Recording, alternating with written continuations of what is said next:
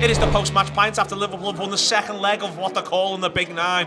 And yet, it didn't feel like the sort of thing that made you feel as though all nine are possible within grasp. That said, the first half, not much happens. The second half, loads happens. Absolutely loads happens. I've got Stu Wright, I've got Shaun O'Donnell, and we're going to work through the whole damn show.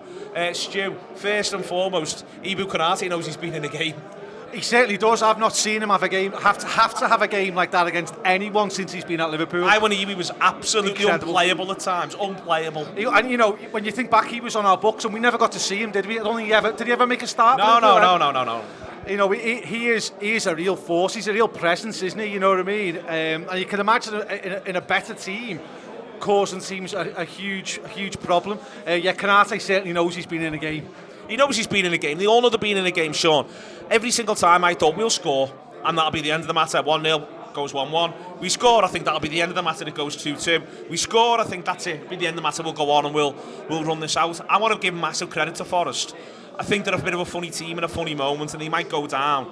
But what you saw today is if they go down, they're going to go down fighting. I was genuinely impressed by their ability to pick the moments, to find space, to pen us back, to make our life really difficult. I think we can do better, and we'll talk about that. But I think first and foremost, Nottingham Forest deserve a lot of credit. They do, and listen, they were a very good second half in terms of, they scored 2 at Anfield. So let's be honest, there's not many teams in the last couple of years who scored 2 at Anfield, but me and Stu were talking before the filming started, and we were saying, everyone's going to say, why haven't they been playing like that all season? Why are they only just playing like this now? And it's a little bit like us, I think, whereby we're just sort of coming into gear, but sort of not coming into gear, because this team that we've got are used to playing for league titles, and we're playing for what? The top 4, if it's a possibility. So I can feel like you can see both sides. But yeah, to be fair to Forest, it did feel like with the game. First half, I think that it was just like a routine. This is Anfield, we're going to beat them, it's going to come, just be patient. And nothing really happened. Second half, as you say, was just wild, and fair play to Forest for that.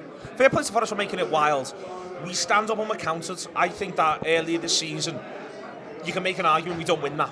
We find a way not to win. I'm not saying we get beat, but we find a way to spurn a chance at a key moment. We find a way to just lose a little bit of focus. I mean, there's a little bit of that still in there.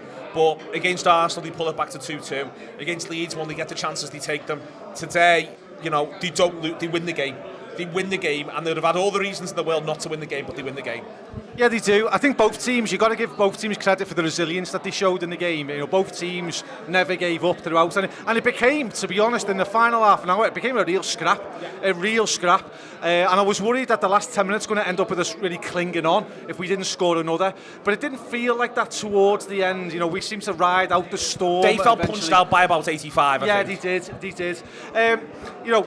I felt in the first half that as much of the ball that we had, there was always a danger that it was going to become a bit casual, like we were thinking it was going to come. But I never felt that we had a real cutting edge up front. I felt like we didn't have a ruthlessness up front that is required if you're going to dispatch teams like that at home, particularly ones who are fighting for their lives. We needed to get a goal or two earlier, I think, to get a little bit of distance between them and us, and it never really quite happened in the game. On that, Stu, in the first half, that's where I felt. And again, this is a footballer.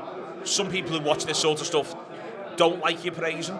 I praise him quite a lot. But I thought you got to actually see in the first half, in this shape, at this time, at this point in his career, just a little bit of the limitations of Henderson. In there, we were using him as a dummy run all the time. But if you just use a footballer as a dummy run, eventually the opposition go, it's just a dummy run, this. They're not going to try and feed him. And he's not really screaming for it. I'm sure if Jordan was here, he'd be saying I was, lads. But he's not really screaming for it. And I think that, when we're obviously making a couple of tactical decisions here, and one of the things that happens is Jones and Henderson end up really advanced. And I was just sort of going, you can see why a more attacking, a more obvious final third footballer in that position at that time could just give us a fair bit more and give everyone else a bit of a springboard. That's what I thought, at least. Yeah, no, I can see what you mean. I think the front six, if you like, in general, I don't think it was perhaps the right front six for the game, because there was an awful lot of huff and puff, but they had 7 men behind the ball pretty much at all times, at the very least, and they were making their own penalty area a bit of a nightmare to be able to get through. So in those situations, you might have Henderson and Jones pushing on, but at the end of the day, you need someone to be able to unlock. You need someone who can put the foot on the ball and see something that others can't, or to beat a man when a team is YouTube Press the button, become a member of the Anfield Wrap from the heart of the city of Liverpool.